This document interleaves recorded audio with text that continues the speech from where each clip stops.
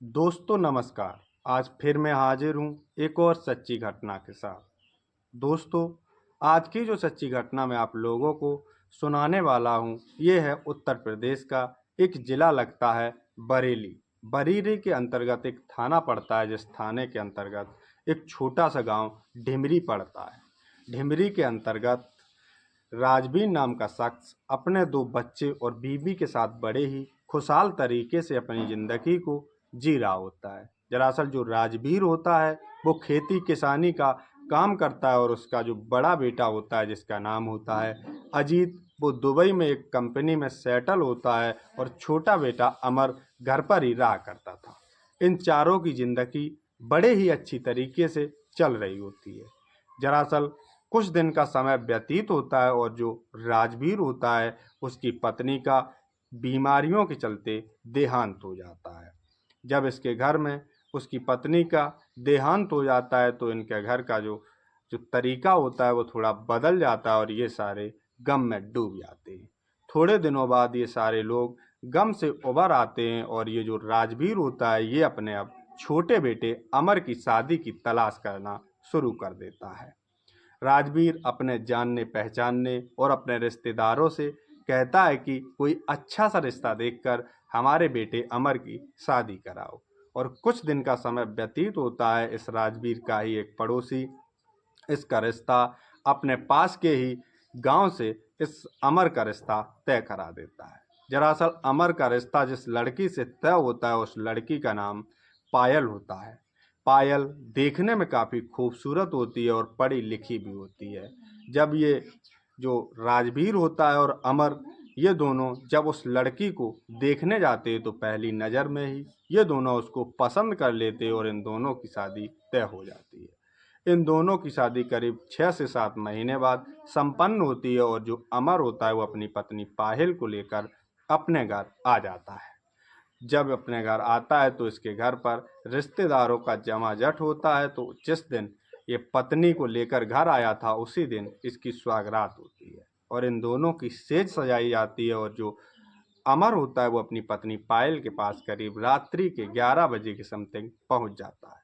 ये दोनों पहले बैठकर बहुत सारी बातचीतें करते हैं, जिसके बाद ये दोनों एक दूसरे से लिपटना शुरू कर देते हैं। और जिस तरीके से सुहागरात मनाई जाती है उसी तरीके से ये दोनों अपनी सुहागरात भी संपन्न करते हैं। ऐसे करके जब सुबह होता है तो इस जो अमर होता है इसके घर से रिश्तेदार भी अब जा चुके होते हैं, और इन दोनों का जो जो काम होता है शादी के बाद, वो बर्तन बाड़े और जो टेंट वेंट का वो सारा ये जो अमर होता है वो समाप्त करवा देता है। और इधर फिर से शाम का टाइम आ जाता है।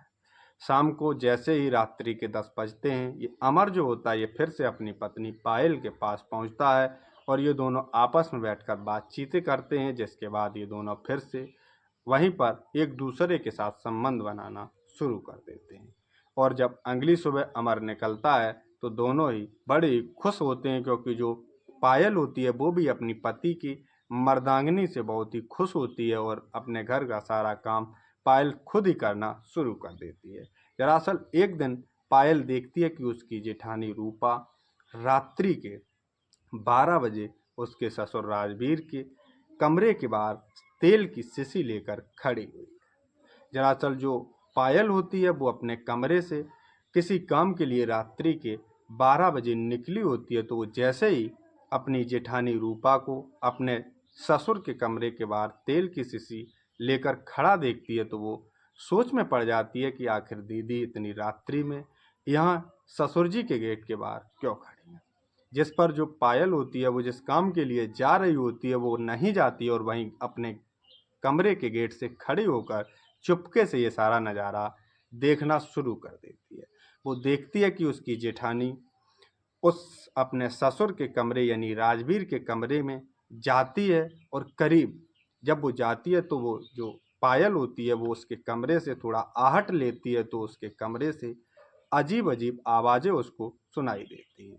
और वो अपने रूम से खड़े होकर ये सारा नज़ारा सुन रही होती है। और करीब 1 से डेढ़ घंटे बाद उसकी जेठानी रूपा जब अपने ससुर के गेट से कमरे से बाहर निकलती है तो उसके तन से पसीना छूट रहा होता है, और वो थोड़ा लंगड़ा कर चल रही होती है।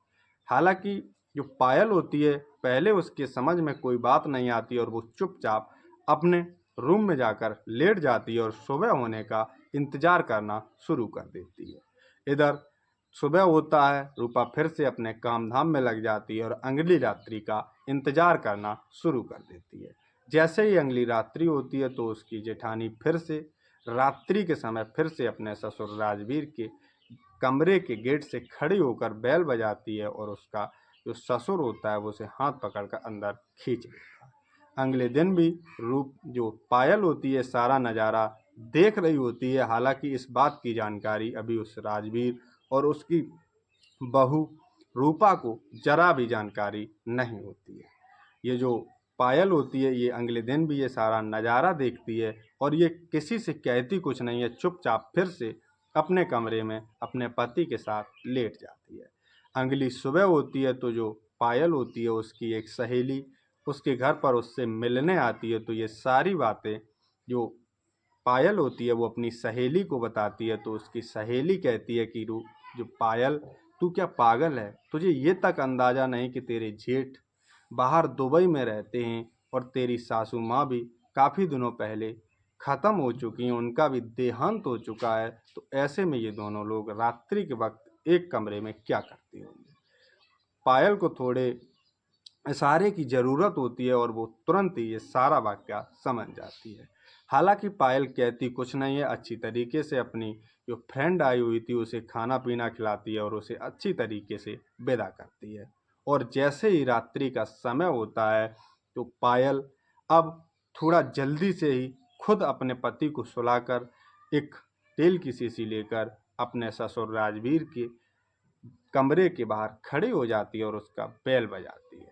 हालांकि उसका ससुर राजवीर तुरंत अपना गेट खोलता है और हाथ पकड़कर इस पायल को अंदर खींच लेता है, क्योंकि उसके कमरे में एकदम अंधेरा था। उसे ये नहीं दिखाई देता है कि आखिर उसने किसका हाथ पकड़कर उसे अंदर खींच लिया है।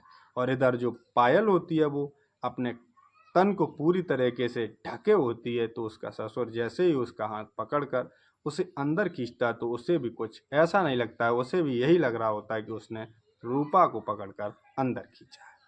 ये उसको एक पलंग पर बैठा लेता है और उससे अच्छी अच्छी मतलब जो बातें होती हैं वो करना शुरू कर देता है और धीरे धीरे उसके जगह बेजगह हाथ डालना भी शुरू कर देता है, जिस बात का पायल विरोध करती है। हालांकि बोलती वो कुछ नहीं, अपने आप को थोड़ा बचाती है। लेकिन जब वो राजवीर देखता है तो वो कहता है कि रूपा, तुमको आज क्या हुआ है? जब मैं तुमको छू रहा हूँ तो तुमको करंट क्यों लग रहा है? आखिरकार तुमको पता नहीं है कि हम लोग क्या करते हैं?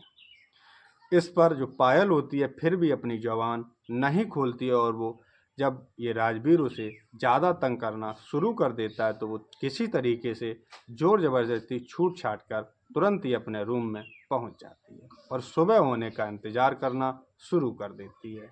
जब अगली सुबह होती है तो वो अपने पति अमर के साथ अपने ससुर राजवीर के पास पहुंच जाती है और वो कहती है कि तुम्हारी सारी काली करतूतें हमने अपने पति अमर को भी बता दी हैं और तुम अब चाहते क्या हो कि ये सारा छोड़ोगे कि नहीं छोड़ोगे? तुम ऐसा दीदी के साथ क्यों करती है?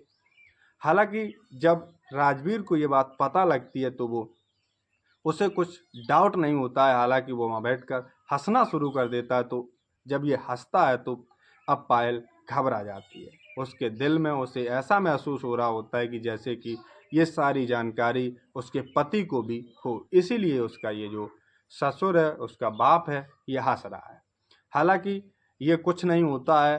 वो जो राजवीर होता है वो कहता है कि तुम बैठो मेरे पास, तुम्हें अभी तक की कोई जानकारी नहीं है कि आखिर रूपा कौन है और इसके साथ मैं ऐसा क्यों करता हूँ। जब वो सारी कहानी बताता है वो कहता है कि तुमको नहीं पता, जब तुम्हारी सासू माँ का देहांत हो जाता है तो हमारे घर में कोई नहीं रहता और ये रूपा होती है, ये हमने नौकरानी के रूप में अपने घर में रख ली होती है, क्योंकि ये मुझे खाना वाना बनाकर खिलाती रहती है और ये दिखने में भी काफ़ी खूबसूरत होती है। ऐसे ही करके कुछ दिन का समय व्यतीत होता है तो इसका जो राजवीर होता है इसका मन रूपा के ऊपर चला जाता है और ये दोनों एक दूसरे से बातचीत करना शुरू कर देते हैं, यहाँ तक कि ये दोनों एक दूसरे से प्यार मोहब्बत करना भी शुरू कर देते हैं।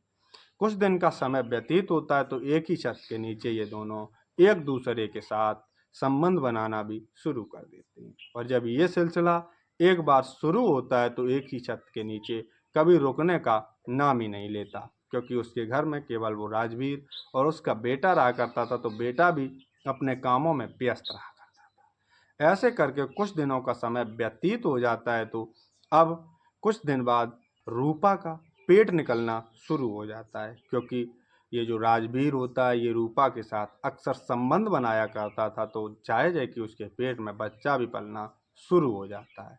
जिस डर की वजह से ये जो राजवीर होता है ये समाज की डर की वजह से ये अपने बेटे अजीत से रूपा की शादी करा देता है। हालांकि शादी करने के बाद अजीत तुरंत ही दुबई चला जाता है और ये दोनों अपनी रंग रलियां मनाना शुरू कर देते हैं। लेकिन इस बात की जानकारी अजीत को भी होती है, क्योंकि उसने तो अपने बाप की नाक बचाने के लिए और संसार को ये दिखाने के लिए शादी की होती है कि अगर लोग बाग जानेंगे कि मेरे बाप ने दूसरी शादी कर ली तो वो लोग क्या कहेंगे। लेकिन अक्सर जो रूपा होती है उसने शादी के रूप में अपने पति के रूप में ही राजवीर को मान रखा था, और जो अजीत होता है उसने तो दुबई में अपनी दूसरी शादी कर रखी होती है। ये सारा मामला ये सब जान रहे होते हैं घर के लोग बाग, लेकिन जो पायल होती है वो अभी नई नई आई होती है, उसे कुछ मालूम नहीं होता है। तो जो पायल होती है जैसे ही ये सारी सच्ची घटना सुनती है तो वो कहती है कि पिताजी अगर आप ऐसा चाहते हो तो क्यों ना पूरे संसार के सामने इसे अपना लो, इसमें बेइज्जती की क्या बात है और ऐसा क्या है कि सब लोग तुम पर उंगली उठाएंगे। ये जो राजवीर होता है ये अपनी छोटी बहू पायल की सारी बात मान लेता है और सारे संसार के सामने उस रूपा से शादी कर लेता है। इसकी शादी बड़े ही धूमधाम से की जाती है और अब ये चारों व्यक्ति बड़े ही खुशहाल तरीके से उस एक घर में अच्छी तरीके से अपनी ज़िंदगी को काट रहे होते हैं। तो दोस्तों ये सच्ची घटना सुनाने का मेरा कोई ये उद्देश्य नहीं है कि